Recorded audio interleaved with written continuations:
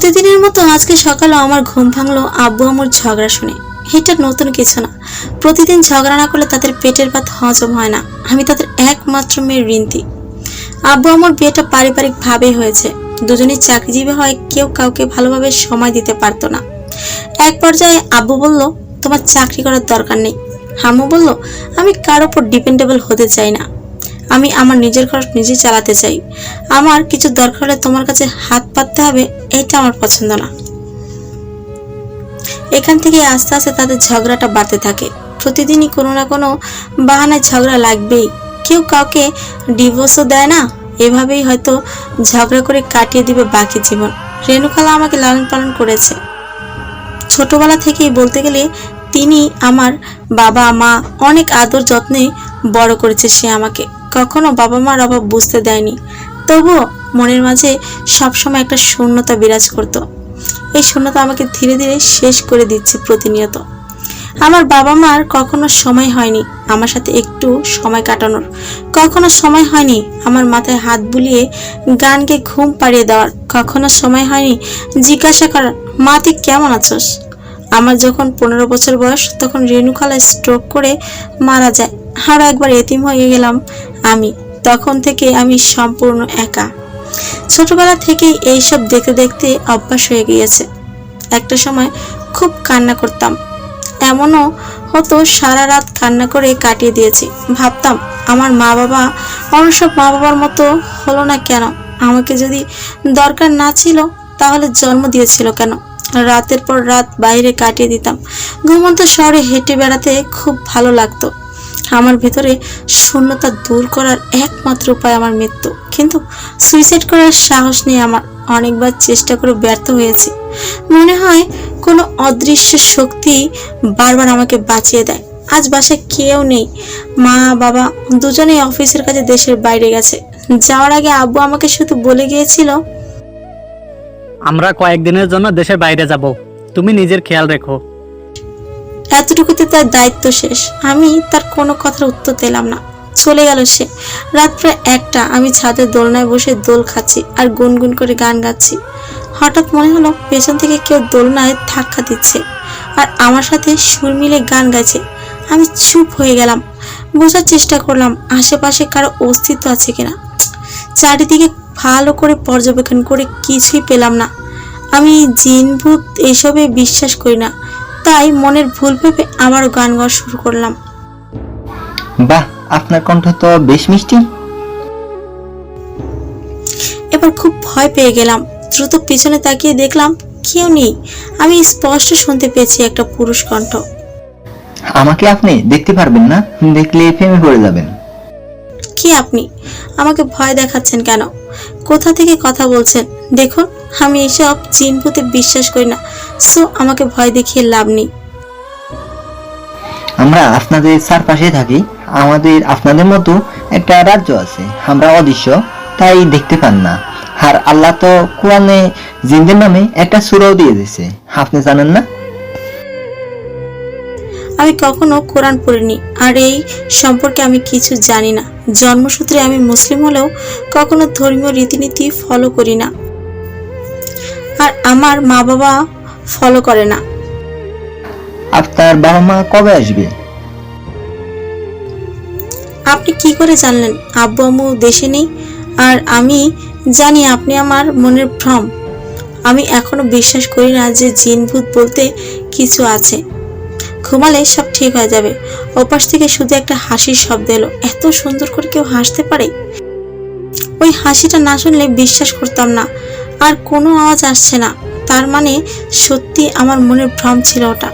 নিচে এসে ফ্রেশ হয়ে হালকা নাস্তা করে ঘুমিয়ে গেলাম। রিন্তি, অনেক ঘুমিয়েছো, তোমার ক্ষুধা পেয়েছে, উঠো কিছু খেয়ে নাও। ধরপড় করে ঘুম থেকে উঠলাম। এত সুন্দর করে কে ডাকলো আমাকে? পুরো রুমের চোখ বুলিয়ে কাউকে পেলাম না। মনে হয় স্বপ্ন ছিল। ঘড়ির দিকে তাকিয়ে দেখি দুপুর 1টা বেজে গেছে। সত্যি ক্ষুধায় পেট চোচো করছে। ফ্রেশ হয়ে নাস্তার টেবিলে গিয়ে তো আমি অবাক। এত খাবার আমি আমার বাপের জন্ম দেখিনি। পুরো টেবিল জুড়ে হরেক রকমের খাবার সাজিয়ে রেখেছে কেউ। কি ব্যাপার, খাবার দেখেই পেট ভরে গেল নাকি? আর কত তাকিয়ে থাকবেন? এবার শুরু করেন। রাতে সেই কণ্ঠটা আবার শুনতে পাচ্ছি। এখন তো চোখে ঘুম নেই, মাথাও ঠিক আছে, নেশাও করি নেই। তার মানে সত্যি সত্যি কাল রাতে আমি জিনের সাথে কথা বলেছিলাম, আর এখনো সে আমার আশেপাশে আছে। বাবা গো, এখন আমি কি করব? কই যাব? দৌড়ে পালিয়ে যাব নাকি? না, এটা বুঝতে দেওয়া যাবে না। আমি ভয় পাচ্ছি, তাহলে ইজ্জত থাকবে না। আরে ভয় পাচ্ছেন কেন? আপনি তো জিনভূত বিশ্বাস করেন না। এই, আপনি এভাবে হাসবেন না। আর কে বললো আমি ভয় পাচ্ছি? আমি মোটেও ভয় পাচ্ছি না। আপনার সাহস থাকলে আমার সামনে এসে কথা বলেন। হায় হায়, কি বললাম? এখন যদি সত্যি সত্যি সামনে আসে তাহলে আমার জামা কাপড় নষ্ট হবে, এটা নিশ্চিত। আমি চাই না আপনার জামা কাপড় নষ্ট হোক, তাই অদৃশ্য হয়েই কথা বলছি। আর আমাকে ভয় পাওয়ার কোনো কারণ নেই, আমি আপনার ক্ষতি করব না। আমার না এখনো বিশ্বাস হচ্ছে না আমি কোনো জিনের সাথে কথা বলছি। আমি রাত বেরোতে অনেক জায়গায় ঘুরেছি একা একা, কোনো কিছুর সম্মুখীন হইনি। তাহলে হঠাৎ এমন করে কোনো জিন আমার সাথে কথা বলবে কেন?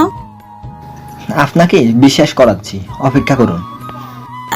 হঠাৎ করে ঘরের আসবাবপত্র হাওয়ায় ভাসছে, দরজা জানলাগুলো আপনা আপনি খুলছে আর বন্ধ হচ্ছে। আমি যেন আমার চোখকে বিশ্বাস করতে পারছি না। এটা আমার মনের ভুল হতেই পারে না। ঠিক আছে ঠিক আছে, আমি বিশ্বাস করলাম আপনি জিন, কিন্তু আপনি আমার কাছে কি চান? আর হঠাৎ আমার সাথেই বা কথা বলছেন কেন? হঠাৎ করে আমি আপনার সাথে কথা বলছি না, আসলে অনেক দিন ধরেই আমি আপনার সাথে আছি। মানে কি বলছেন আপনি? কবে থেকে আপনি আমার পিছু নিয়েছেন? আপনার বয়স যখন 4 বছর তখন থেকে আমি আপনার সাথে আছি। আপনার সকল বিপদ থেকে আমি রক্ষা করে আসছি। একটা জিন সে ছোট্টবেলা থেকে আমার সাথে আছে, অথচ এতদিন আমি বুঝতে পারিনি। ভাবতে গলা শুকিয়ে আসছে। দ্রুত গিয়ে ফ্রিজ থেকে পানি বের করে গলাটা ভিজিয়ে নিলাম। আপনার হয়তো মনে নেই, ছোটবেলা একবার আপনি হারিয়ে গিয়েছিলেন। আমি নদীর ধার দিয়ে যাচ্ছিলাম, দেখলাম একটা ফুটফুটে বাচ্চা সেখানে বসে কান্না করতেছে। আশেপাশে কেউ নেই, রাত প্রায় অনেক হয়ে গেছিল। দেখে খুব মায়া হলো। তারপর আমি একটা বাচ্চা ছেলের রূপ ধারণ করে আপনার কাছে যাই। হ্যাঁ, আমার একটু একটু মনে পড়ছে এখন। সেই বাচ্চা ছেলেটা এসে বলল, এত রাতে তুমি এখানে কি করছো? তোমার বাবা মা কোথায়? আমি শুধু কান্নাই করে যাচ্ছিলাম। তারপর আপনাকে হাসানোর জন্য কত কিছুই না করলাম, কত ধরনের জাদু দেখালাম, কত ফানি রূপ ধারণ করলাম, কিন্তু কোনো কিছুতেই যেন আপনার কান্না থামছিল না। শেষ পর্যন্ত আমি অনিচ্ছাভাবে নদীতে পড়ে যাওয়ায় আপনি ফিক করে হেসে দিলেন। ওই হাসিটা দেখেই আমি আপনার প্রেমে পড়ে যাই। একটু পরেই একজন মধ্যবয়স্ক মহিলা আপনাকে খুঁজতে খুঁজতে ওইখানে আসে। সেদিন থেকেই আমি আপনার সাথে আছি, কিন্তু কখনো আপনাকে বুঝতে দিইনি। আমার কেমন জানি সবকিছু স্বপ্নের মতো লাগছে। এতদিন আমাকে বুঝতে দেননি কেন? আর কেন বিপদ থেকে রক্ষা করার কথা বলছেন? আমি তো কোনো বিপদে পড়িনি। আপনি যখন গভীর রাতে একা একা বাইরে হাঁটে বেড়ান, তখন অনেক দুষ্ট জিন আপনার পিছু নিত। আমি তাদের সাথে লড়াই করছি আপনাকে বাঁচাতে। এই শহরে কত কত দর্শন খুন হয় প্রতিদিন, কিন্তু আপনার সাথে কোনোদিনও কিছু হয়নি। সেটা কি একবারও আপনাকে ভাবায়নি? আচ্ছা, বুঝলাম, কিন্তু এতদিন আমার সাথে কথা বলেননি কেন? হঠাৎ করে আমার সংস্পর্শে আসার কারণ কি? আমার বাবা একজন বড় আলেম, আমি তার কথার অবাধ্য কখনো হয়নি।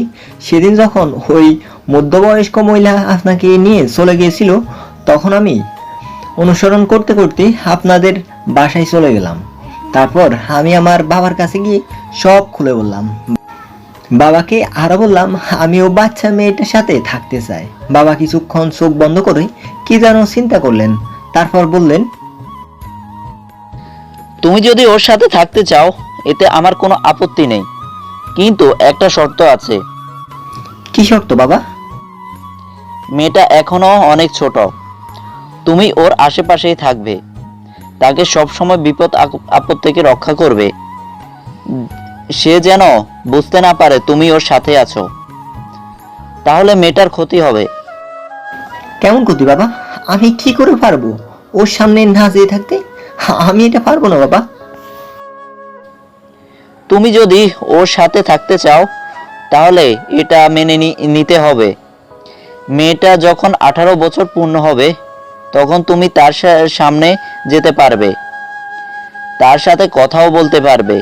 মনে রেখো, শর্ত ভঙ্গ করে যদি তুমি কিছু করো তাহলে মেয়েটার অনেক বড় ক্ষতি হবে। তখন তোমার আফসোস করা ছাড়া কোনো উপায় থাকবে না। সেদিন বাবার কথা মতো এতদিন আপনার থেকে দূরে ছিলাম, কিন্তু কখনো আপনার নজরের বাইরে যায়নি। কাল রাত আপনার 18 বছর পূর্ণ হয়েছে, যে দিনের জন্য 14 বছর ধরে অপেক্ষা করছিলাম। আপনার কথা শুনে আমার রূপকথার গল্প মনে হচ্ছে, তবুও কেন জানি আপনাকে বিশ্বাস করতে ইচ্ছে করছে। আপনি তো জানেন আমি সবসময় ডিপ্রেশনে ভুগি, কয়েকবার সুইসাইড করতে গিয়ে ব্যর্থ হয়েছি। যদি আমি সুইসাইড করে ফেলতাম তখন কি করতেন? আপনাকে প্রতিবারই আমি ব্যর্থ করছি, যার জন্য আমার এত অপেক্ষা, তাকে কি করে মুক্তি দিতে পারি? তার মানে আপনার জন্যই আমি বারবার মরতে গিয়ে ব্যর্থ হয়েছি। যেদিন আমি ট্রেনের রানওয়েতে দাঁড়িয়েছিলাম সুইসাইড করার জন্য, ট্রেনটা আমার থেকে 5 সেকেন্ডের দূরত্বে ছিল।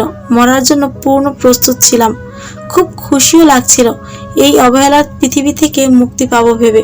কিন্তু হঠাৎ করে একটা গরম হাওয়া এসে আমাকে ছিটকে ফেলে দেয় রানওয়ে থেকে। নদীতে ঝাঁপ দিয়ে সাঁতার না জানা সত্ত্বেও কিভাবে বেঁচে যেতাম সেটা কখনো আমাকে ভাবায়নি। কোনো বিষ আমার শরীরকে নিয়ন্ত্রণ করতে পারে না, কেন এটা ভাবায়নি আমাকে কখনো। এগুলো ভাবতে ইচ্ছে হয়নি। মনে করেছিলাম মৃত্যু আমার থেকে মুখ ফিরিয়ে নিয়েছে। এখন বুঝলাম সবকিছুর পেছনে আপনিই ছিলেন। আপনি যতই চেষ্টা করেন না কেন, নির্দিষ্ট সময়ের আগে আপনার মৃত্যু হবে না। আপনার জন্মের আগেই আপনার মৃত্যু লেখা হয়ে গেছে, আর আপনার জীবনটা আপনার কাছে সৃষ্টিকর্তার দেওয়া আমানত। আপনি চাইলে জীবনটা শেষ করে দিতে পারেন না। এখন চলুন খেয়ে নিন, বাকি কথা পরে হবে। হ্যাঁ, সেটা ভালো, খুব ক্ষুধা পেয়েছে, কিন্তু এত খাবার আমি কিভাবে খাবো? আমি কি আপনার মতো রাক্ষস নাকি? আমাকে রাক্ষস বললেন কেন? আমি একজন সহজ সরল বডিগার্ড জিন, কয়েকদিন ধরে ডায়েটে আছি। তাই নাকি? তাহলে আমার সামনে আসছেন না কেন? এখনো সামনে আসার সময় হয়নি, সময় হলে ঠিকই দেখতে পারবেন। আমি খাওয়া শুরু করলাম। এত স্বাদের খাবার আমি জীবনও খাইনি। যেটা খাই সেটাই ভালো লাগে। কিছু কিছু খাবার আমি জীবনও দেখিনি, নামও জানি না, কিন্তু মন চাচ্ছে বাটি সহ খেয়ে ফেলি। এখন আমি রাক্ষসের মতো খাচ্ছি দেখছি। মনে হচ্ছে টেবিলের সব খাবার আমি একাই শেষ করে ফেলবো। আপনিও খান আমার সাথে। এত খাবার একা একা খেলে কেমন দেখায়? ওপাশ থেকে কোনো উত্তর এলো না। হ্যালো মিস্টার বডি বিল্ডার, আমার কথা শুনতে পাচ্ছেন? কোথায় আপনি? ওনার নামটাই তো জানা হয়নি, কি নামে ডাকবো? আর আমাকে না বলে কোথায় গায়েব হয়ে গেল? হঠাৎ স্টোররুমের দরজাটা থপাস করে খুলে গেল। একটা অবয়ব দেখা যাচ্ছে, কিন্তু অস্পষ্ট। অবয়বটা একটা মেয়ের আকৃতি। আমার সাথে যে এতক্ষণ কথা বলেছিল সে তো ছেলে, তাহলে এটা কে? অবয়বটা একটা মেয়ে আকৃতির, কিন্তু এতক্ষণ যে আমার সাথে কথা বলেছিল সে তো একটা ছেলে, তাহলে এটা কে? ধীরে ধীরে অবয়বটা স্পষ্ট হচ্ছে। এক পর্যায়ে এক রূপবতী মেয়ের রূপ ধারণ করলো অবয়বটা। এত সুন্দর মেয়ে আমি আমার জীবনদশায় দেখেছি বলে মনে হয় না। ঘন কালো লম্বা চুল, দুধের মতো সাদা গায়ের রং, গায়ে রেশমি পোশাক, দেখেই মনে হচ্ছে এইমাত্র আকাশ থেকে নেমে আসা কোনো হুড়পড়ি। আমি যদি ছেলে হতাম তাহলে মেয়েটাকে তাবিজ করে হলেও বিয়ে করতাম। একটা মেয়ে এত সুন্দর কিভাবে হতে পারে? আমি ঠায় দাঁড়িয়ে আছি মেয়েটাকে দেখে, কথা বলার ভাষা হারিয়ে ফেলেছে। একগাল হাসি নিয়ে মেয়েটা আমার দিকে আসতে লাগলো। আমি ওর মুখের দিকে হাঁ করে তাকিয়ে আছি। কাছে এসে মেয়েটা বলল, নিজে একটা মেয়ে হয়ে আরেকটা মেয়ের দিকে এমন হাঁ করে দেখার কি আছে? জীবনে কোনোদিন সুন্দরী মেয়ে দেখো নাই? সুন্দরী মেয়ে অনেক দেখেছি, কিন্তু অপসরী এই প্রথমবার দেখছি, তাই চোখ সরাতে পারছি না। কোন ক্রিম ব্যবহার করো গো তুমি? চেহারা এত উজ্জ্বলতা কেন? আমার কথা শুনে ফিক করে হেসে বলল, আমাদের ক্রিম ব্যবহার করতে হয় না, আমরা জন্ম থেকেই এমন। এখন এখন বলো কে তুমি, এখানে কেন এসেছো? আমাকে ভয় দেখাতে এসে থাকলে ভুল জায়গায় এসেছো। আগে তো এসবে বিশ্বাসই করতাম না, এখন বিশ্বাস করি, কিন্তু ভয় পাই না। আমার পরিচয় সময় হলে জানতে পারবে। আর তোমাকে ভয় দেখানোর ইচ্ছা থাকলে এত সুন্দরী রমণী হয়ে আসতাম না, বড় বড় দাঁতওয়ালা পেতনি হয়ে আসতাম। তাও ঠিক, কিন্তু এখানে কেন এসেছো? আমার কাছে কি চাও? আমি এখানে সাকলাইনের খোঁজে এসেছি। ওর বাবার কাছে জানতে পারলাম ও নাকি তোমার সাথে থাকার সিদ্ধান্ত নিয়েছে। আচ্ছা, ওই বডি বিল্ডারের নাম সাকলাইন? উনি একটু আগে এখানে ছিলেন, কিন্তু হঠাৎ করে গায়েব হয়ে গেলেন। হয়তো তুমি এসেছো সেটা টের পেয়ে চলে গেছে। তোমাকে ভয় পায় নাকি সে? সাকলাইন ছোট থেকেই এমন, সবসময় আমার থেকে পালিয়ে বেড়ায়। ও জানে না আমি ওকে কত ভালোবাসি। কোনোদিন আমার ভালোবাসা বুঝতে চেষ্টা করেনি। এত সুন্দর মেয়েকে ইগনোর করে? শালা বদমাস বডি বিল্ডার। আচ্ছা, সাকলাইন সাহেব অন্ধ নাকি? না তো, সাকলাইনের চোখ দেখলে যে কোনো রমণী ওর প্রেমে পড়তে বাধ্য হবে। আমি ওর চোখের নেশায় ডুবে আছি সেই শৈশব থেকে। অন্ত না হলে তোমার মতো মেয়ের থেকে কিভাবে পালিয়ে বেড়ায়? প্লিজ তুমি কেঁদো না, আমি ওনাকে বুঝিয়ে বলবো। কাঁদলে তোমাকে আসলেই দাঁতলা পেতনির মতো লাগে। হায় হায়, কি বললাম! এখন যদি সত্যি সত্যি ওই রূপ ধারণ করে তাহলে আমি শেষ। তুমি অনেক ভালো রিন্তি। সাকলাইন তোমার সাথে থাকলে আমার কোনো আপত্তি নেই, কিন্তু আমার সাথে একবার কথা তো বলতে পারে, আমার চোখে চোখ তো রাখতে পারে। আমাকে দেখলে না দেখার ভান করে কোথায় যেন হারিয়ে যায়। দেখলে তো একটু আগেই কেমন করে পালিয়ে গেল। তুমি তো এখন চলে যাবে। সাকলাইন যখন আবার আমার কাছে আসবে তখন আমি কিভাবে জানবো? এই নেও আংটিটা রাখো। সাকলাইন যখন আসবে তখন এটাতে 3টা ঘষা দিলে আমি চলে আসব। শুধু সাকলাইনের জন্য না, যদি কখনো তোমার কোনো সাহায্য দরকার হয় তাহলে আমাকে পাশে পাবে। তোমাকে আমার অনেক পছন্দ হয়েছে। হায় হায়, কি বলে? আমাকে পছন্দ হয়েছে মানে? সাকলাইন সাহেবের কপাল পুড়লো। কিন্তু আমি তোমাকে বিয়ে করতে পারবো না। রিন্তি, তুমি কিন্তু ভালো মজা করতে পারো। আজ থেকে তুমি আমার বন্ধু। এখন যাই তাহলে। চলে গেল পরীটা। ওদের জীবনটা কত সুন্দর, যখন যেখানে ইচ্ছে সেখানেই চলে যেতে পারে মুহূর্তের মধ্যে। আমিও যদি ওদের মতো হতাম। ধুর, তার নামটাও জানা হলো না। কি যে করি আমি, কাজের জিনিস আগে মনে পড়ে না। আজ কেমন যেন অনেক খুশি লাগছে। আজ মনে হচ্ছে আমি আর একা নই, কেউ আছে আমার সাথে।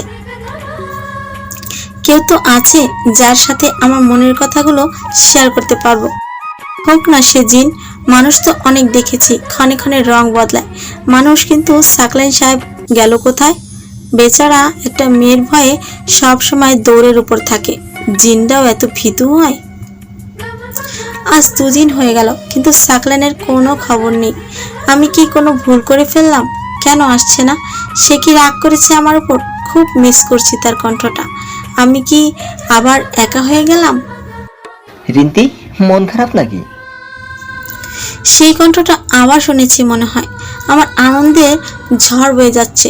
সাকলাইন এসেছে। 2টা দিন যে কি কষ্টে কেটেছে বুঝতে দেওয়া যাবে না। আমি খুশি হয়েছি, একটু ভাব নেওয়া যাক। না, আসলে কি হতো, আমি কি কারোর জন্য অপেক্ষা করেছি নাকি? আমি একা ছিলাম, একাই থাকবো। আমার মন খারাপ হলেই কি আর না হলেই কি। ঠিক আছে, তাহলে চলে যাচ্ছি। এই না না, কই যান আপনি? সত্যি বলতে আমি আপনাকে খুব মিস করেছিলাম। শালা অভিমানও বোঝে না। জি দুলাভাই, সেটা আপনার চেহারা দেখে বুঝতে পারছি। 2 দিনের কি অবস্থা করে ফেলেছেন চেহারার, মনে হচ্ছে ক্ষেত খামারে কাজ করে আসছেন। ওই, আমি আপনার দুলাভাই লাগি কেমনে? তাহলে এই শালা বললেন কেন? ওটা তো মনে মনে বলেছি। আপনি আমার মনের কথাও শুনেন, সেটা জানতাম না তো। আমার সম্পর্কে আরো অনেক কিছুই জানেন না আপনি। তো এত মিস করার কারণ কি? ভালো টালো বেশি ফেলেছেন নাকি? আমার বয়েই গেছে আপনাকে ভালোবাসতে। আপনার ভালোবাসার মানুষ তো অন্য কেউ, পরীটা আপনাকে পাগলের মতো ভালোবাসে, অথচ আপনি তার থেকে সবসময় পালিয়ে বেড়ান। কাজটা একদমই ঠিক করেন না। ওর নাম উবা, আমাদের সর্দারের মেয়ে। সব সময় আমার মাথা গায়। আমি ওকে শুধু বন্ধু হিসেবে দেখি, কিন্তু ও সেটা বুঝে না। বাহ, খুব সুন্দর নাম তো, উর্বা। নামেই বোঝা যায় একটা রাজকুমারী। সমস্যা কি উর্বাকে ভালোবাসতে? এমন একজনকে যে কেউ ভালোবাসতে চাইবে, আর আপনি ওর ভালোবাসা পেয়েও অবহেলা করছেন। হারামজাদা জিন। ওই একদম সাবধানে কথা বলবেন। আমি একদম হারামি না। আমি একজন আলেমের ছেলে। আমার মাথায় বুদ্ধি ভরপুর। কে আমার ভালোবাসার যোগ্য সেটা শুধু আমি জানি। আর সৌন্দর্য দেখেই ভালোবাসার জন্ম হয় না, ভালোবাসা হয় হৃদয় থেকে। উবার প্রতি কখনো আমার ভালোবাসা জন্মায়নি, আর জন্মাবেও না। আইসে আমার ভালোবাসার পণ্ডিত, দাঁড়ান এখনই দেখাচ্ছি মজা। এই বলে দিলাম আংটিতে 3টা ঘষা। সাথে সাথে পুরো রুমটা আলোকিত হয়ে গেল। এমন আলো যে আমি তাকাতে পারছিলাম না, চোখ বন্ধ করে ফেললাম। রিন্তি, এটা আপনি কি করলেন? আমাকে মাফ করবেন মিস্টার বডি বিল্ডার। আমি উর্বাকে কথা দিয়েছিলাম আপনার সাথে ওর সাক্ষাৎ করাবো। কাজটা আপনি ঠিক করলেন না। আপনি আমার সাথে বিশ্বাসঘাতকতা করলেন। ততক্ষণে উবা এসে বলল, আর কত পালিয়ে বেড়াবে সাকলাইন? আজ অনেকদিন পর তোমাকে পেয়েছি। এখানে রিন্তির কোনো দোষ নেই, ও শুধু আমাকে সাহায্য করতে চেয়েছে। রিন্তিকে ভুল বোঝো না। রিন্তির বিষয়টা পরে দেখব। আমার কথা ভালো করে শোনো উবা। আমি তোমাকে আগেও বলছি, এখনো বলছি, তুমি সেটা চাও সেটা কখনো সম্ভব না। আমি অতি সাধারণ একটা জিন, আর তুমি রাজকুমারী।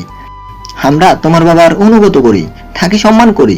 সর্দার যদি শুনে আমি তোমার সাথে ইটিস পিটিস করি, তাহলে আমার গর্দান আলাদা করে ফেলবে। আর এত ছোট বয়সে আমি আমার গর্দান হারাতে চাই না। আমি আমার গর্দানকে অনেক ভালোবাসি। কি সব আজে বাজে চিন্তা তোমার? ইচ্ছে করছে আমি নিজেই তোমার গর্দান আলাদা করে ফেলি। তুমি চিন্তা করো না, আমার বাবাকে আমি সামলে নিব। তুমি শুধু একবার হ্যাঁ বলো। না, আমি পারবো না তোমার প্রস্তাবে রাজি হতে। আমার বাবা অনেক সম্মানী মানুষ। তোমার সাথে আমার সম্পর্ক এটা জানলে তোমার বাবা আমার বাবাকে ছাড়বে না। আমি চাই না আমার জন্য আমার বাবা কষ্ট পাক। উর্বা নীরব, কোনো কথা বলছে না। তোমাদের প্রেম নিবেদন শেষ হলে আমি একটা কথা বলতে পারি? তুমি কথা বলবে না রিন্তি? বেইমানের বেইমান, তোমার জন্য আজ এই পাগলের ফাল্লায় পড়ছি আমি। ওই পাগলি বললা কেন?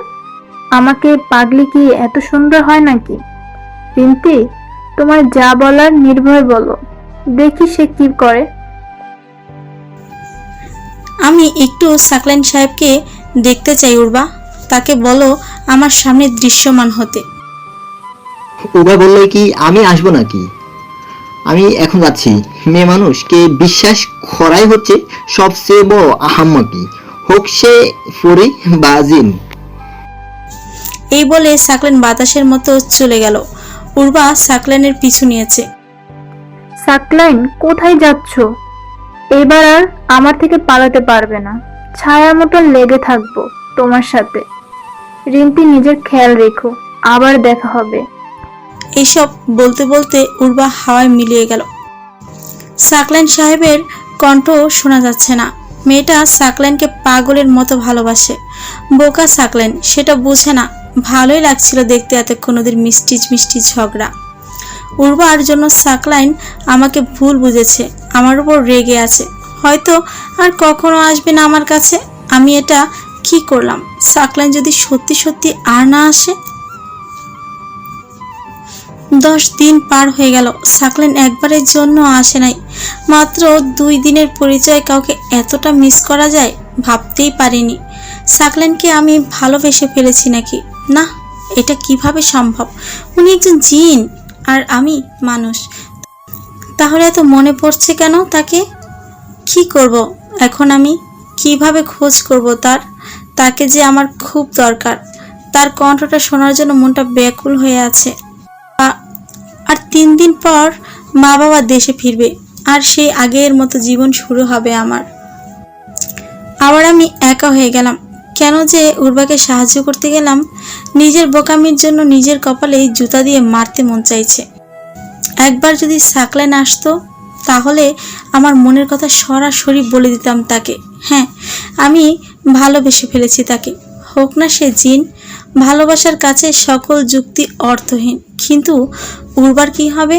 উর্বা যদি জানতে পারে আমি সাকলাইনকে ভালোবাসি, তাহলে সে খুব কষ্ট পাবে। এত অল্প সময়েই মেয়েটা আমাকে তার বন্ধু বানিয়ে নিয়েছে, তাকে কিভাবে কষ্ট দিব আমি?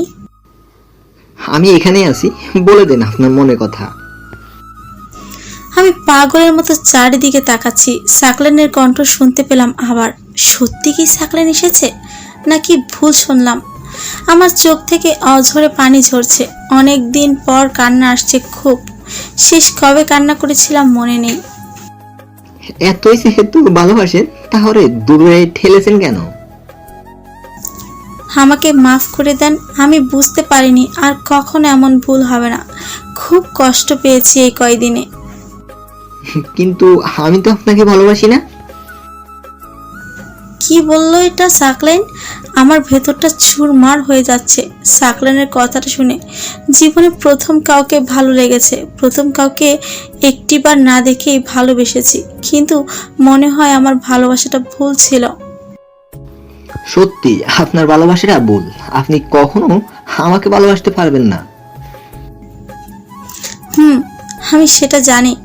একটা জিন আর মানুষের কখনো সম্পর্ক হওয়া সম্ভব না, তবুও ভালোবাসি আপনাকে। সেটা বিষয় না, আসলে আপনি আপনার সৃষ্টিকর্তাকেই ভালোবাসেন না। আমাকে ভালোবাসবেন কি করে? মানে কি বলতে চান আপনি? যে আপনাকে এত সুন্দর করে সৃষ্টি করলো, তার সম্পর্কে আপনি যে কতটুকু জানেন? কখনো কি তার কাছে শুকরিয়া আদায় করছেন? কখনো কি চিন্তা করছেন আপনি কোথা থেকে আসলেন, কেন আসলেন, আবার কোথায় ফিরে যাবেন, আপনার গন্তব্য কোথায়? আপনাকে তো পানির উপর সৃষ্টি করতে পারতো তিনি। কেন সুন্দর আকৃতি মানুষ হিসেবে সৃষ্টি করলেন? শুধু মানুষ হিসেবে সৃষ্টি করে থামেননি, আপনাদের বলেছে সৃষ্টির সেরা জীব। মানে আপনার দেখা বা না দেখা যত সৃষ্টি আছে সব কিছুর মাঝে আপনি শ্রেষ্ঠ। আমাদের জিন জাতির মাঝেও এটা নিয়ে ভ্রুক্ষেপ হয়। তার কথা হচ্ছে মানুষ তো দুর্বল জীব, কিন্তু কি করে তারা সৃষ্টির সেরা জীব হতে পারে? তবে যারা জ্ঞানী তারা বলে নিশ্চয়ই আল্লাহ আমাদের চেয়ে ভালো জানে এবং বুঝেন।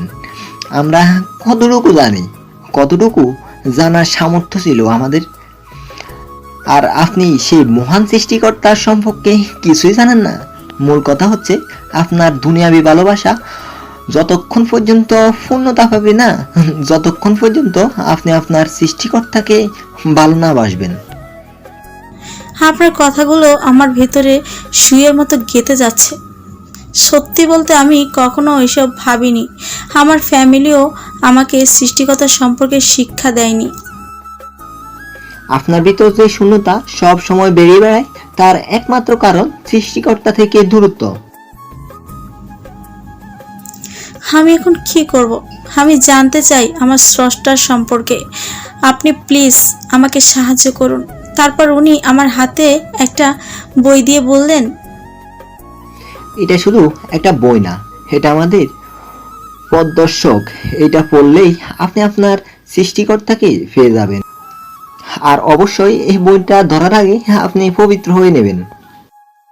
উনি আমাকে বলে দিলেন কিভাবে পবিত্র হতে হয়। তারপর একটা সাদা রঙের জামা দিয়ে বললেন, আমাদের ধর্মে নারীর মর্যাদা কত উপরে, সেটা যখন উপলব্ধি করতে পারবে, তখন একজন নারী হয়ে জন্ম নেওয়ার কারণ নিজেকে ধন্য মনে করবেন। তাই সব সময় নিজেকে এমন আবৃত্তি রাখবেন যেভাবে ঝিনুক তার ভিতরের মুখটাকে আবৃত রাখে। এত সুন্দর পোশাক আমি জীবনেও আর দেখিনি। এগুলো তো রাজপ্রাসাদের মেয়েরা পরে। ঘ্রাণে পুরো মাতাল হয়ে যাওয়ার মতো অবস্থা আমার। সাকলাইন, আমি দেখতে চাই আপনি কেন আমার সামনে আসছেন না? এখনো আপনি আমাকে দেখার প্রস্তুত না, সময় হলে ঠিকই দেখতে পারবেন। আমি কিভাবে নিজেকে প্রস্তুত করব? ওপাশ থেকে আর কোনো আওয়াজ আসছে না। সাকলাইন চলে গেছে। জানি না আবার কবে আসবে উনি। আসার আগে নিজেকে প্রস্তুত করতে হবে। আমি ওনার দেওয়া জামাটা পরে পবিত্র হয়ে বইটার কাছে এলাম। খুব সুন্দর করে প্যাকিং করা হয়েছে। আমি খুব যত্ন করে প্যাকিংটা খুললাম। বাংলা অনুবাদ সহ কোরআন মাজিদ। আমি আরবি পড়তে পারি না, তাই শুধু বাংলা অর্থগুলো পড়া শুরু করলাম। যতই পড়ি শুধু মুগ্ধ হই। এটা কোনো সাধারণ বই না, এটা সত্যি সত্যি আমাদের সৃষ্টিকর্তার কাছে নিয়ে যাবে। আমার চোখ দিয়ে শুধু পানি পড়ছে। জান্নাত জাহান্নামের বর্ণনা এত সুন্দর করে দিয়েছে আল্লাহ।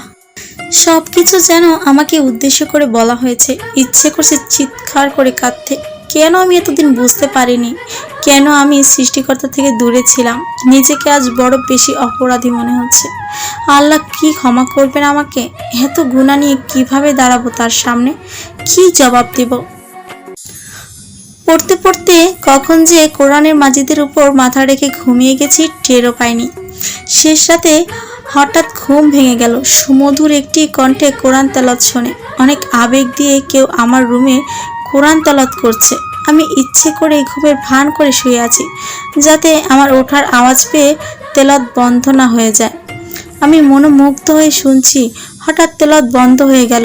পুরো রুম নীরব, কোনো শব্দ নেই। আমি মাথা উঠিয়ে চারদিকে খুঁজতে লাগলাম, কাউকেই দেখলাম না। তাহলে সাকলাইন কি আবার এসেছিল? কিন্তু আমার সাথে কথা না বলে চলে গেল কেন? চারিদিক থেকে আজানের শব্দ ভেসে আসছে।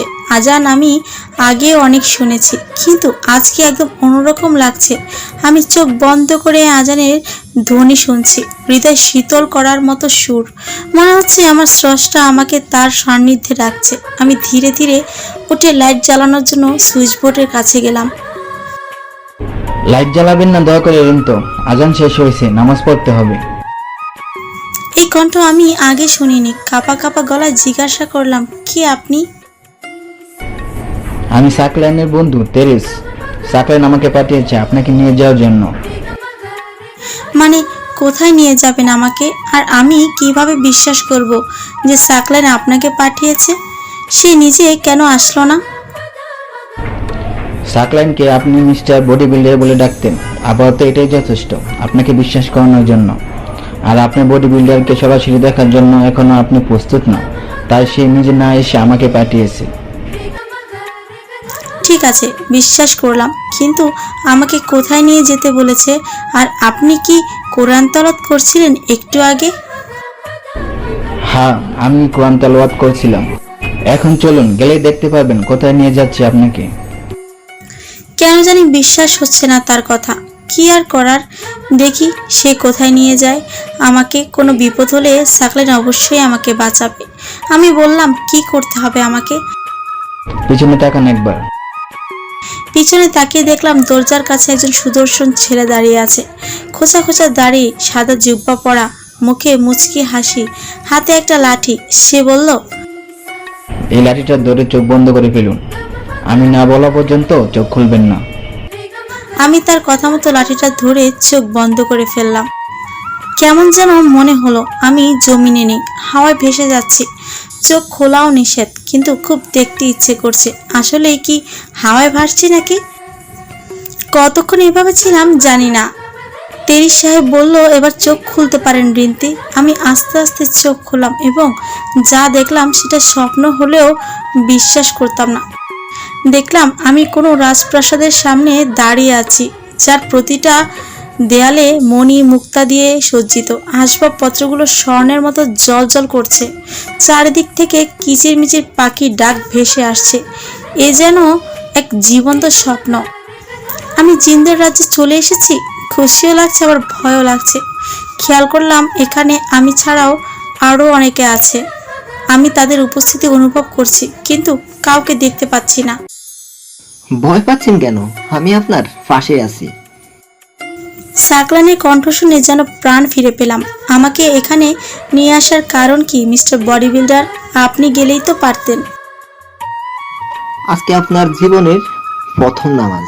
আজকে থেকেই শুরু হবে আপনার জন্য একটা জীবন, যে জীবনে ডিপ্রেশন বলে কিছুই থাকবে না।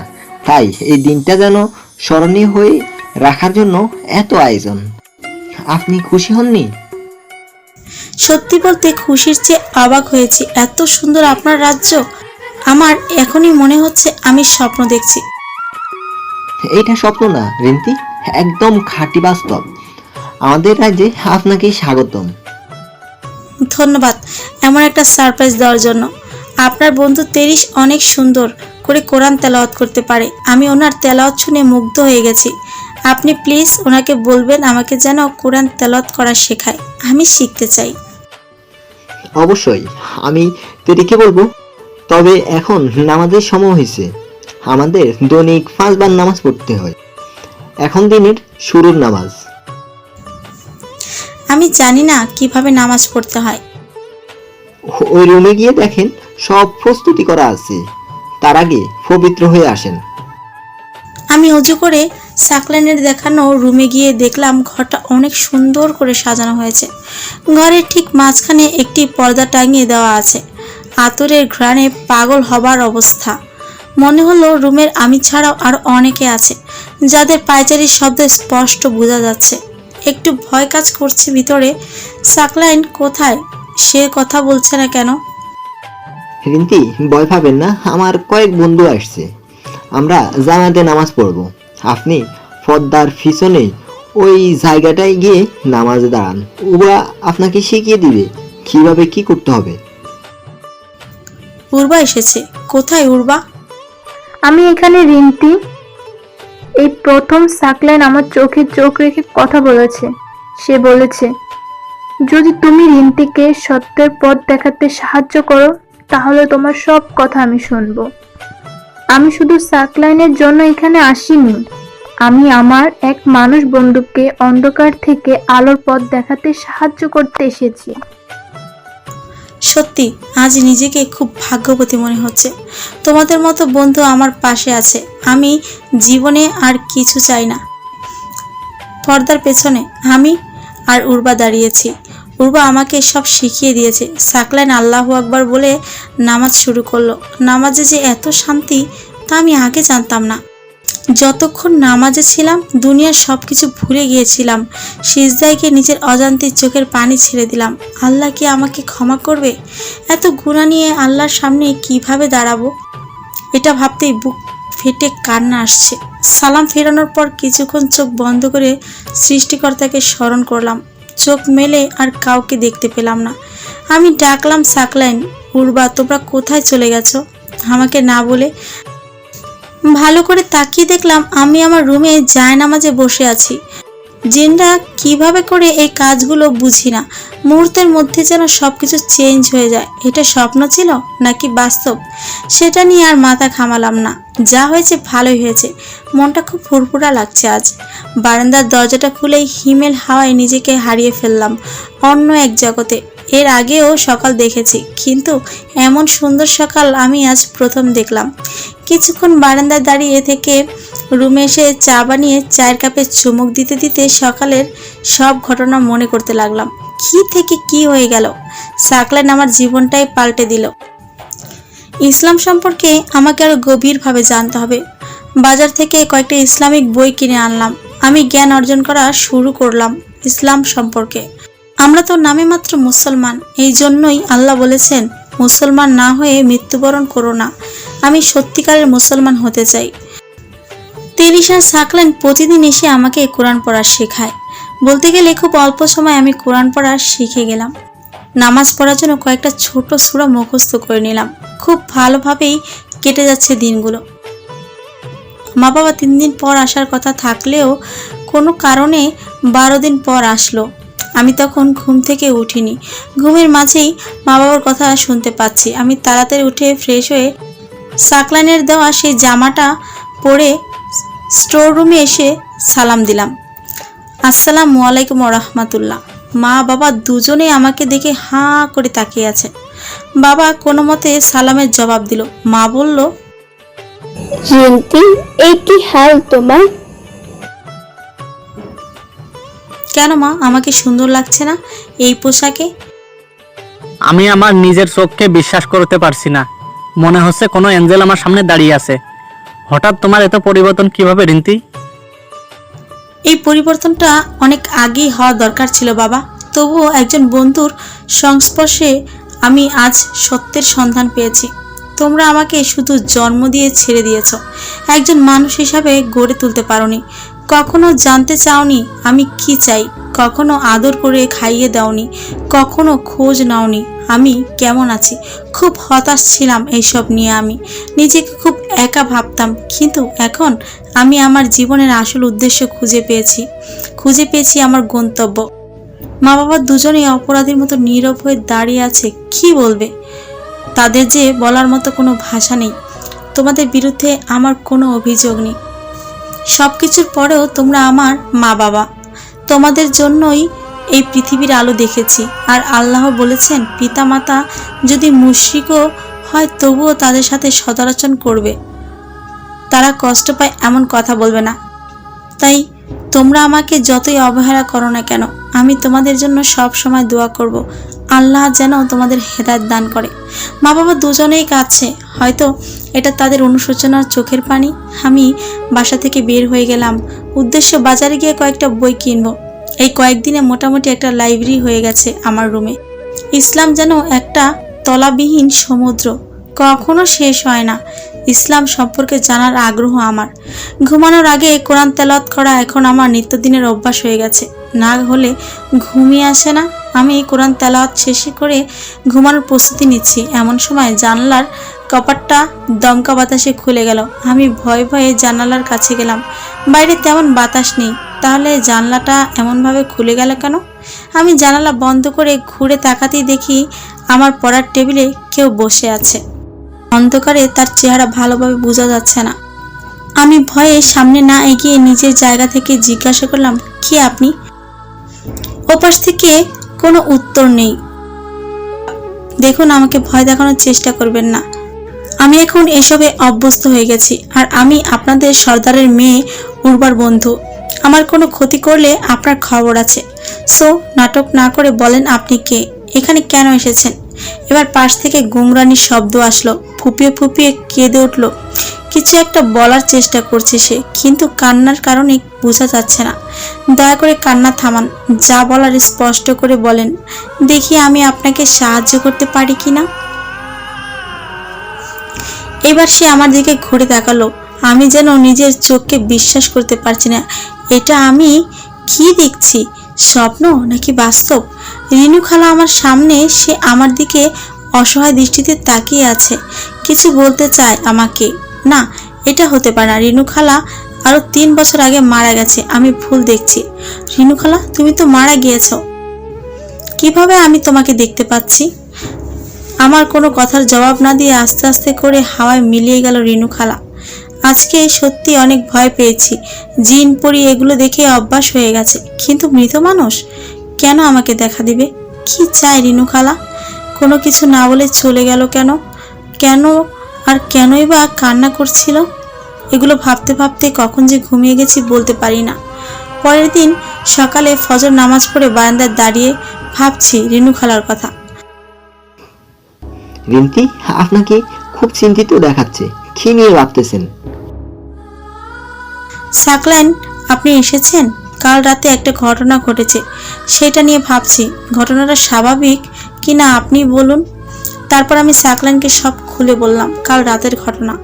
সাকলাইন পুরো ঘটনা শুনে কিছুক্ষণ চুপ করে থেকে বলল, আপনার রানু খালা কবরে অনেক কষ্টে আছে। দুনিয়াতে তার আপন বলতে আপনি ছাড়া আর কেউ নেই। সে আপনাকে নিজের মেয়ের মতো করে লালন পালন করছে, তাই আপনার কাছে এসেছে তার কষ্টের কথা বলতে। কিন্তু আপনি তাকে ভয় পেয়েছিলেন, তাই কিছু না বলেই চলে গেল। তার কান্না জড়িত চেহারা দেখে কি আপনি একটুও বুঝতে পারেননি উনি কেন এসেছিলেন? আমার এই ক্ষুদ্র জ্ঞানে যেটুকু বুঝতে পারলাম, তাহলে উনি আপনার কাছে একটু দোয়ার জন্য এসেছিলেন। ওনার জন্য দোয়া করবেন, উনি খুব কষ্টে আছে। জন্মের পর থেকে আমি বাবা মায়ের আদর থেকে বঞ্চিত। রিনু খালাই আমার ছিল, আমার বাবা মা। একটিবারও মনে হয়নি আমার রিনু খালা কবরে কেমন আছেন। নিজেকে অনেক অপরাধী মনে হচ্ছে। এখন থেকে প্রত্যেক নামাজ শেষে আমি তার জন্য দোয়া করব। নিশ্চয়ই আল্লাহ আমার দোয়া কবুল করে রিনু খালার কবরের আযাব মাফ করে দিবেন।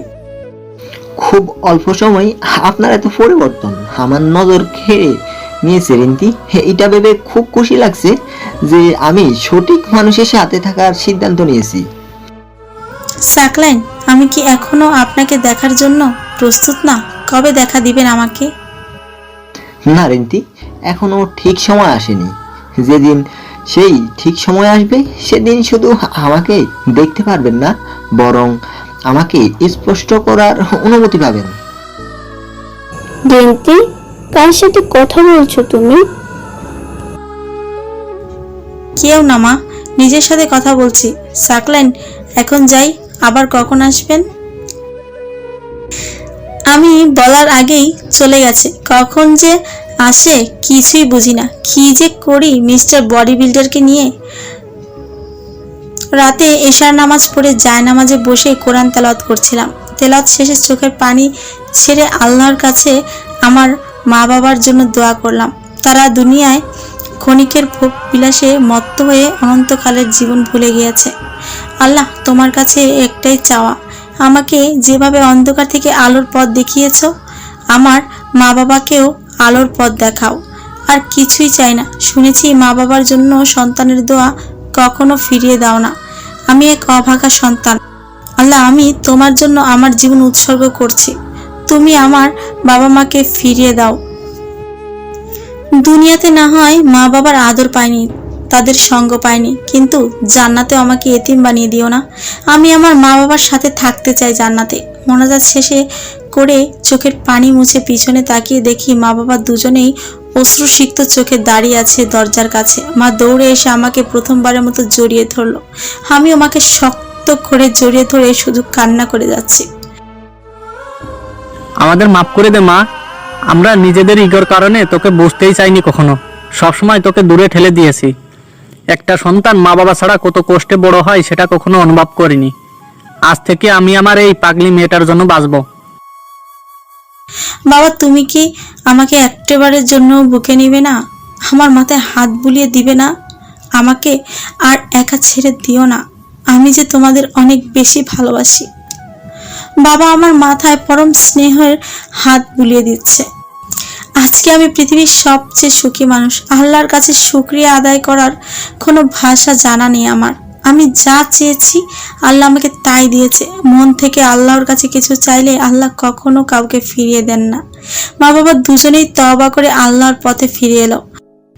এমনও হয় সারা রাত তাহাজ্জুদ নামাজ পড়ে কাটিয়ে দেয় মা বাবার সাথে। মা চাকরিটা ছেড়ে দিয়েছে। এখন আমার সবচেয়ে ভালো বন্ধু আমার মা। আমাদের সংসারটা এখন একটা জান্নাতের বাগান। এরপর 3 বছর কেটে গেছে।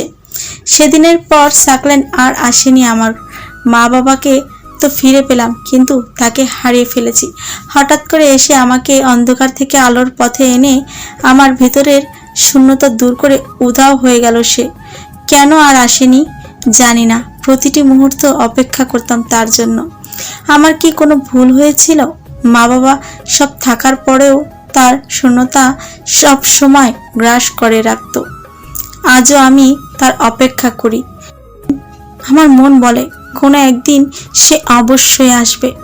বাবা একদিন রাতের বেলা এসে বলল, রিন্তি, তৈরি হয়ে নাও, তোমাকে দেখতে আসবে একটু পর, এবং আজ রাতেই তোমার বিয়ে। আমি বললাম, কি বলছো বাবা? হঠাৎ এসবের মানে কি? জানা নাই শোনা নাই কার হাতে তুলে দিবা আমাকে? আর তোমাদের আমি বলেছি তো আমি কারোর জন্য অপেক্ষা করছি। সে আসবে একদিন ইনশাআল্লাহ। আমি তাকে ছাড়া আর কাউকে আমার মনে জায়গা দিতে পারবো না। দেখো রিন্তি, তোমার সেই কাল্পনিক রাজকুমার কখনো আসবে না। আমাদের বয়স হয়েছে, কখন আল্লাহ ডাক দিয়ে দেয় বলতে পারি না। যাওয়ার আগে তোমাকে কারো হাতে দিয়ে যেতে পারলেই হয়, তাহলে মরেও শান্তি পাবো। আর ছেলে অনেক ভালো, একদম তোমার স্বপ্নের রাজকুমার মতো। দেখলে তোমার পছন্দ হবেই। বাবার কথার আর কোনো জবাব দিলাম না। জানি লাভ নেই। বাবা এক কথার মানুষ, একবার যেটা বলবে সেটা করেই ছাড়বে। খুব সিম্পলি আমার বিয়ে হয়ে গেল। এলাকার কয়েকজন গণ্যমান্য ব্যক্তি ছাড়া আর ছেলেপক্ষের কয়েকজন রাগে ছেলেকেও দেখিনি। আশ্চর্যের ব্যাপার, ছেলেও নাকি আমাকে না দেখেই বিয়ের জন্য হ্যাঁ বলে দিয়েছে। ছেলে যেমন হয় হবে, আগে বলে দিব আমি অন্য কাউকে ভালোবাসি এবং সে একজন জিন, তাহলে আর ভয় আমার কাছে আসবে না। বাসর ঘরে বসে ওনার জন্য অপেক্ষা করছি, ওনার জন্য আসুক আগে, তারপর দেখাবো বিয়ে করার মজা। কেউ ঘরে ঢুকেছে। আমি আর চোখে তাকিয়ে দেখলাম লম্বা চওড়া ফর্সা মুখ, মুখ ভর্তি দাড়ি, সত্যি যেন রাজপুত্র। আমি তাকে ভালো করে দেখার জন্য মাথা উঠিয়ে হাঁ করে তাকিয়ে রইলাম। এত সুন্দর একটা মানুষ কিভাবে হয়? তার চেহারায় থেকে যেন নূর ছড়াচ্ছে। আমি চোখ সরাতে পারছি না তার থেকে। আমাকে এভাবে তাকিয়ে থাকতে দেখে উনি বললেন, আজকেই সব দেখা দেখে ফেললে সারা জীবন কি দেখবেন? তার কথা শুনে আমি চমকে গেলাম। এটা তো সাকলাইনের কণ্ঠ। আমি কিছু বলতে যাব এমন সময় উনি বললেন, কথা দিয়েছিলাম সময় হলে ঠিকই দেখতে পাবেন আমাকে। আজকে সেই বহু প্রতীক্ষিত সময়। সাকলাইন? হ্যাঁ, কি আপনি তোতলা হয়ে গেলেন কিভাবে? শ্বশুর মশাই তো বলেনি তার মেয়ে তোতলা? আমাকে ঠকিয়েছে। ওই, আমি তোতলা না। আমি স্বপ্ন দেখছি নাকি? এটা আমার মনের ভুল। যে কণ্ঠের মালিককে দেখার জন্য আমি ব্যাকুল হয়ে থাকতাম, কত অপেক্ষা করেছি, সে আজ আমার সামনে দাঁড়িয়ে। প্লিজ আমাকে বলুন, এটা স্বপ্ন নাকি বাস্তব? আমার এখনো বিশ্বাস হচ্ছে না। এবার সে আমার একদম মুখের কাছে এসে বলল, আমাকে ছুঁয়ে দেখতে পারেন বিশ্বাস না হলে। আমি কাঁপা কাঁপা হাতে তার চেহারা হাত দিয়ে স্পর্শ করলাম। বরফের মতো ঠান্ডা। সাথে সাথে হাত সরিয়ে নিয়ে বললাম, আপনার শরীর এত ঠান্ডা কেন? আমি একজন জিন, আমার শরীরের তাপমাত্রা সব সময় এমনই থাকে। আমি আর নিজেকে সামনে রাখতে পারলাম না। কান্না করতে করতে তাকে শক্ত করে জড়িয়ে ধরে ফেললাম। সে আমাকে তার বাহু ডোরে শক্ত করে ধরে আছে। আপনি খুব খারাপ, খুব পচা। এতদিন কোথায় ছিলেন? জানেন কত মিস করেছি, কত কষ্ট পেয়েছি।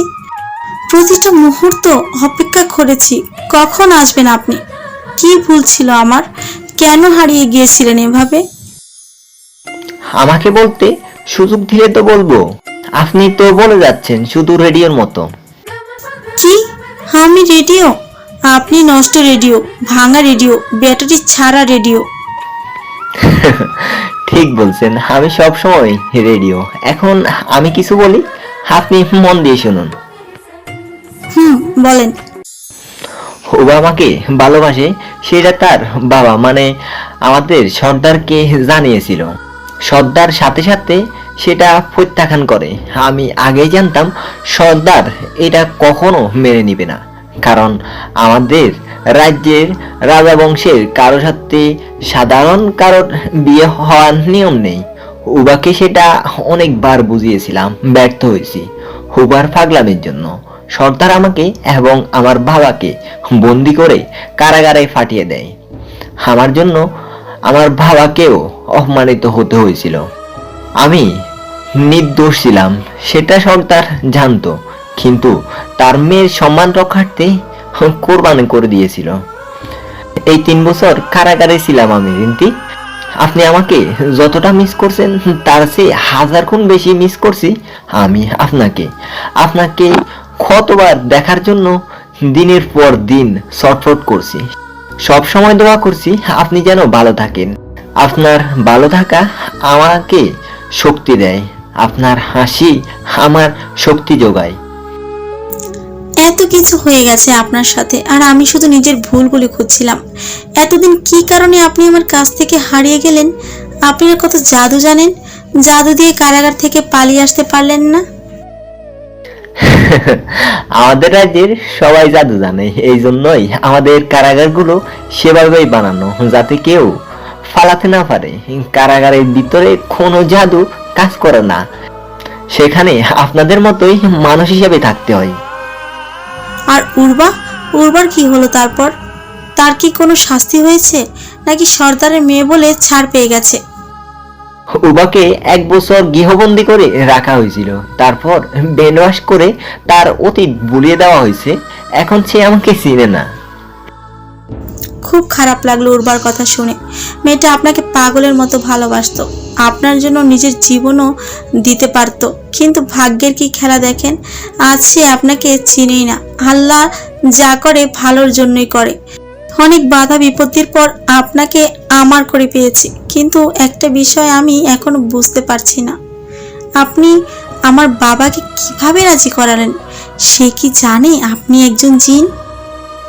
আমি কারাগার থেকে মুক্তি হয়ে আপনার কাছে আসছিলাম, কিন্তু তখনই আমার মাথায় একটা বুদ্ধি আসলো আপনাকে সারপ্রাইজ দেওয়ার জন্য। তাই প্রথমে আমি মানুষ রূপে ধারণ করি আপনার বাবার অফিসে চাকরি নিলাম। এটা আমার জন্য সহজ ছিল। তারপর বিভিন্ন কাজে সহযোগিতা করে আপনার বাবার বিশ্বাস অর্জন করলাম। সে আমাকে পছন্দ করতে শুরু করলো। তার সাথে আমার খুব ভালো সম্পর্ক হয়ে গেল। আমার ফ্যামিলির সম্পর্কে জানলো। তারপর একদিন সময় বুঝে বলে ফেললো আপনার সাথে আমার বিয়ের কথা। তার মুখ থেকে এই কথা শোনার জন্য তো আমি এত কিছু করলাম, আর এখন আমি আপনার সামনে। কেমন লাগলো আমার সারপ্রাইজ? প্রচুর সারপ্রাইজ। আপনার মুক্ত হয়েই কেন আমার সাথে দেখা করলেন না? জানেন না আমি আপনার জন্য অপেক্ষা করছি? এত প্ল্যান করার দরকার ছিল কি? আজকে আপনাকে মেরেই ফেলবো মিস্টার বডি বিল্ডার। তারপর অনেক দুষ্টুমি হলো, যেগুলো না বলাই ভালো। শেষ সাথে তাহাজুদ পড়ে আমি বায়না ধরলাম আমাকে নিয়ে হাওয়ায় ভেসে বেড়াতে হবে।